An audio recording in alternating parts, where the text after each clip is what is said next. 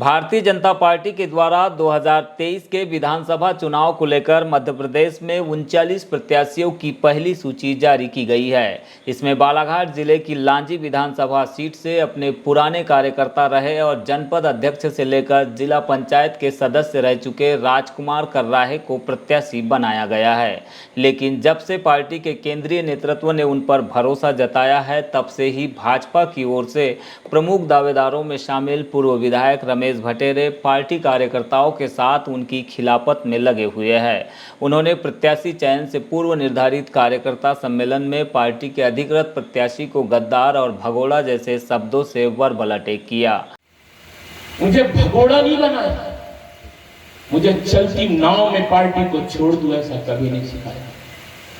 पर मित्रों, आपके आशीर्वाद से, आपकी ताकत को अपना ताकत मान करके मैंने इस लांजी और तिरनापुर के विधानसभा क्षेत्र में 1 नंबर का बूथ कसंगी से लेके 294 बूथ कट्टी पार तक भाजपा के त्रिदेव खड़ा कर।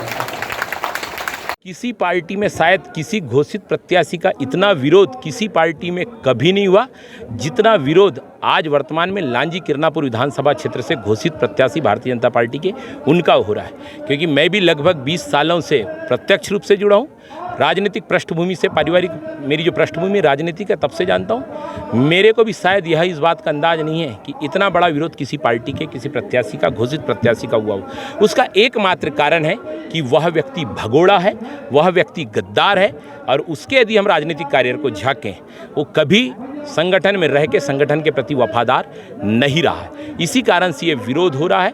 और रही बात रणनीति, जैसा जो आपने शब्द बोला है, हमारी सिर्फ इतनी रणनीति है, पार्टी मेरी माँ है, हम कार्यकर्ताओं की माँ है पार्टी। हम अपनी माँ के सामने रोएंगे, गाएंगे, गिड़गिड़ाएंगे, तो सारे प्रयास करेंगे कि पार्टी अपना निर्णय बदले। आपको बता दें कि लांजी क्षेत्र में भाजपा के बड़े नेताओं में शुमार रमेश भटेरे लगातार टिकट की दावेदारी कर रहे थे। वे 2008 में भाजपा की टिकट पर चुनाव भी जीत चुके हैं, लेकिन इसके बाद के चुनाव में लगातार उन्हें बड़े अंतर से हार मिलते हुए आ रही थी। बात यदि पिछले चुनाव की ही करें तो रमेश भटेरे को जिताने के लिए भाजपा के तमाम नेताओं ने एड़ी चोटी का जोर लगा दिया था। इसके बावजूद वे जीत के करीब तक नहीं पहुंच सके। तमाम समीकरणों को धता बताते हुए कांग्रेस की उम्मीदवार हिना कांवरे ने उन्हें 18,000 से अधिक मतों से पटकनी दी थी। इसके बावजूद वे संगठन और पार्टी में सक्रिय रहते हुए लगातार अपनी दावेदारी पेश करने में जुटे हुए थे।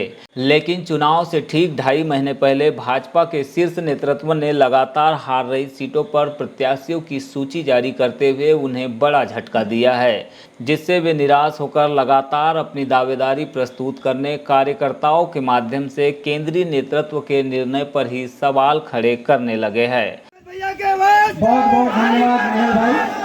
और मैं इसी श्रृंखला में हमारे ओबीसी वक्ता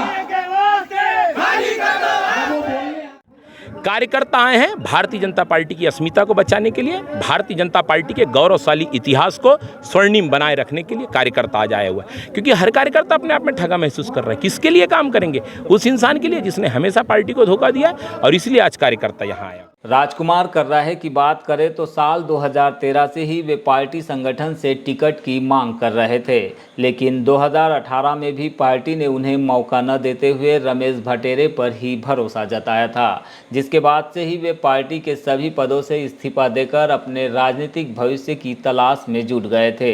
फिर भी उन्होंने पार्टी के खिलाफ किसी भी प्रकार की टिप्पणी न करते हुए साइलेंट तरीके से बीते 3 महीने पहले ही आम आदमी पार्टी ज्वाइन कर चुनाव लड़ने की मंशा जाहिर की थी।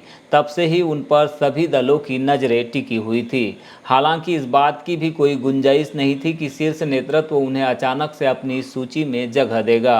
फिर भी ऐसा हुआ है तो अब पार्टी के अंदर ही उनका विरोध कहीं न कहीं विपक्ष के लिए फायदेमंद साबित होते हुए दिखाई दे रहा है, जो कि डबल मनी संकट की वजह से क्षेत्र की जनता के लिए काफ़ी हद तक नुकसानदायक माना जा रहा था। ऐसे में अब देखना यही होगा कि भाजपा में जारी अंतर्कलह की लड़ाई कहां तक जा पहुंचती है और इसका आने वाले चुनाव में किसे फायदा मिलता है।